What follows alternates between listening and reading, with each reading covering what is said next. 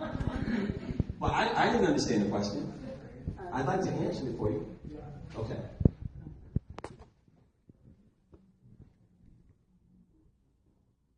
What is the significance of those?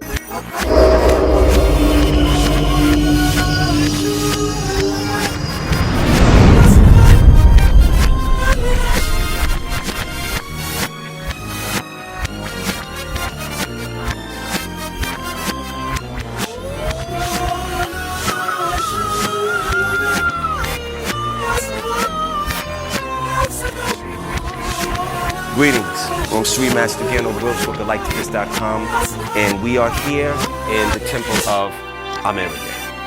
And we're going to talk a little bit about offerings. Offerings are a major part of one's evolution. When you look at America here, you can see that she's making offerings. She's making offerings to Ra-Harakti. And behind Ra-Harakti is Het-Heru, and she's also known as Hathor. Of course, you have Aset, and she's known as the divine counterpart of Asar. And people call him Osiris, or as they say here in Khemet, Asuris, the god of the underworld. So let's get back to America. She was inducted into a sacred order known as the God's wife of Amen. And she's depicted and portrayed here on the same apparatus and the same scale as a Neteru. You can also see by the clear depiction that she's making offerings and the offerings are being accepted.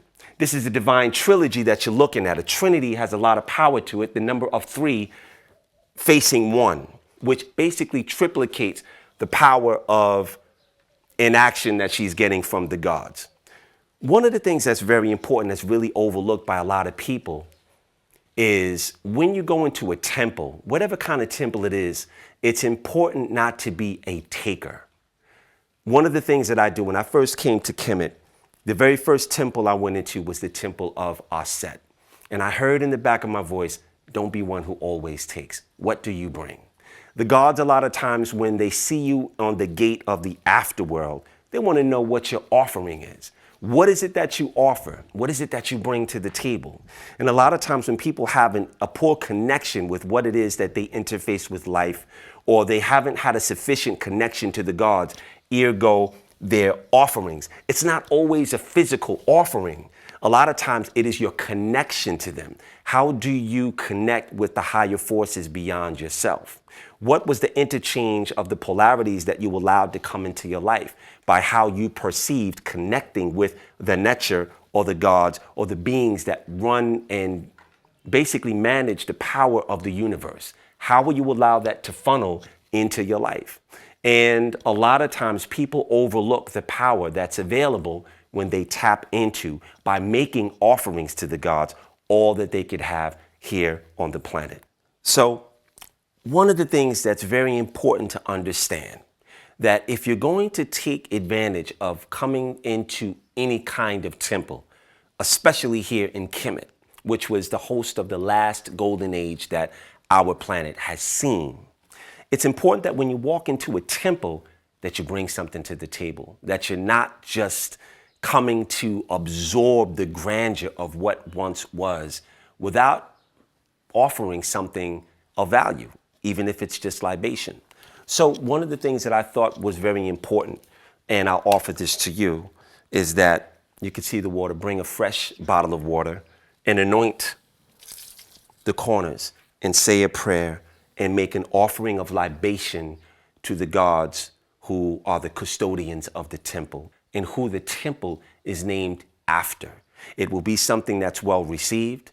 It will be something that's duly noted. If you also see something like this, you could pour with love, respect, admiration, and honor into the receptacles. It's a perfect opportunity to make an offering of libation into the well. Columns also are looked at sometimes as trees, and columns also have roots that extend energetically all throughout the diaspora of the temple. So there's a lot of energy still resonant here if you know how to tap into it. You can go to the 4 cardinal points of the temple, which would be north, south, east, and west, and you can offer a prayer, a heka'u, a word of power, or a sequence of power if you know one that's strong enough. And bring that oscillation, say it out loud with conviction, say it with power, and offer it to the energy and the tapestry of the temple. These are ways to ignite the forces that are here and allow them to interface with you.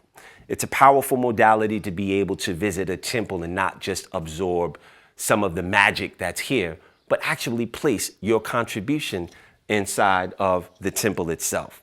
So when you look at these three nectars and you connect with them, you have to ask yourself, what is it that I can get from the situation?